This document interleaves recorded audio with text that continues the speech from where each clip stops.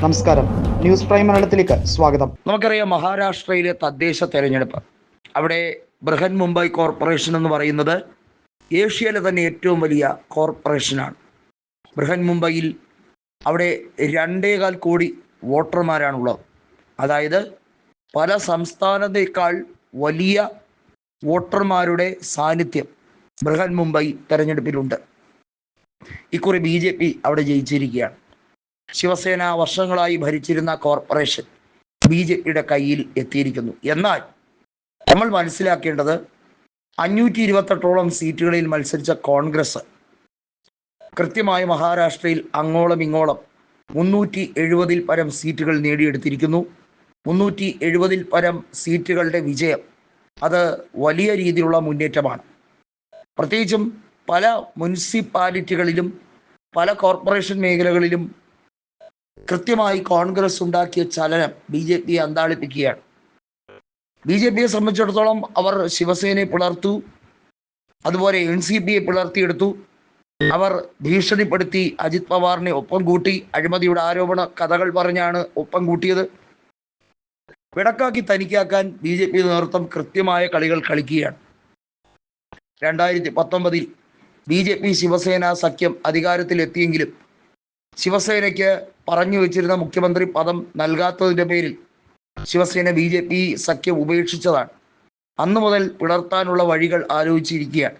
കാരണം അന്നായിരുന്നല്ലോ ഏകനാഥ് ഷിൻഡെ അടക്കമുള്ള നേതൃത്വം, പ്രത്യേകിച്ചും സഞ്ജയ് റാവത്തിൻ്റെ ശക്തമായ ഒരിടപെടൽ മഹാവികാസ് അഘാദി സഖ്യം രൂപപ്പെട്ടതും ഉദ്ധവ് താക്കറെ 2019-ൽ മുഖ്യമന്ത്രി സ്ഥാനം ഏറ്റെടുത്തത്.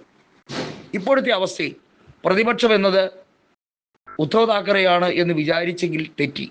കോൺഗ്രസ് തന്നെയാണ് പ്രതിപക്ഷം എന്നതും കോൺഗ്രസിന് പ്രതിപക്ഷ വോട്ടുകൾ കൺസോളിഡേറ്റ് ചെയ്യാൻ കഴിയുന്നു എന്നുള്ളതും ഈ കോർപ്പറേഷൻ തെരഞ്ഞെടുപ്പോടുകൂടി വ്യക്തമായിരിക്കുകയാണ്.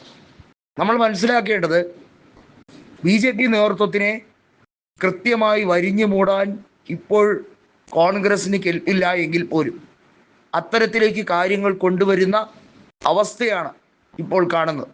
2019-ൽ കോൺഗ്രസിന് 44 സീറ്റ് മാത്രമേ കിട്ടിയുള്ളൂ. NCPക്ക് അന്ന് 56 ഉണ്ടായിരുന്നു. ശിവസേനയ്ക്ക് അന്ന് 60ഓളം സീറ്റുകൾ ഉണ്ടായിരുന്നു. പക്ഷെ ഇപ്പോൾ കോൺഗ്രസിന് താരതമ്യേന സീറ്റ് കുറവാണെങ്കിലും ലോക്സഭയിൽ ഏറ്റവും കൂടുതൽ സീറ്റുകൾ മഹാരാഷ്ട്രയിൽ ഉള്ളത് കോൺഗ്രസിനാണ്. കോൺഗ്രസ് നേതൃത്വം നേടിയെടുത്ത വിജയം ചില്ലറയല്ല. 13 MP-മാരെ കോൺഗ്രസിന് സൃഷ്ടിച്ചെടുക്കാൻ കഴിഞ്ഞു. എന്തിനധികം പറയുന്നു, മഹാരാഷ്ട്രയിൽ നിയമസഭാ തെരഞ്ഞെടുപ്പിനോടൊപ്പം നടന്ന ലോക്സഭാ ഉപതെരഞ്ഞെടുപ്പിൽ അവിടെ കോൺഗ്രസ് നേതൃത്വത്തിന് വിജയമുണ്ടായതുൾപ്പെടെയുള്ള കാര്യങ്ങൾ ചെറുതായി കണക്കാക്കാൻ കഴിയില്ല. അതായത് ബേസ് വോട്ടുകൾ കോൺഗ്രസിൽ നിന്ന് മാറിയിട്ടില്ല. BJP തെരഞ്ഞെടുപ്പ് കമ്മീഷൻ ഉപയോഗിച്ചും ദുർമാർഗത്തിലൂടെയും അധികാരം പിടിച്ചെടുക്കാൻ മഹാരാഷ്ട്ര എന്ന സംസ്ഥാനത്ത് വലിക്കുന്നുണ്ടെങ്കിലും അതൊന്നും ഒരിക്കലും കോൺഗ്രസിനെ വേരോടെ പിടിതറിയാൻ കാരണമാകുന്നില്ല.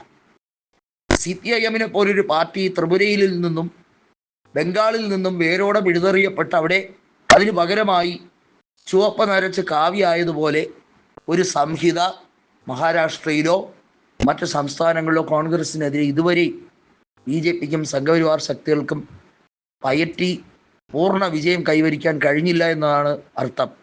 അതായത് കനൽ കെട്ടിട്ടില്ല.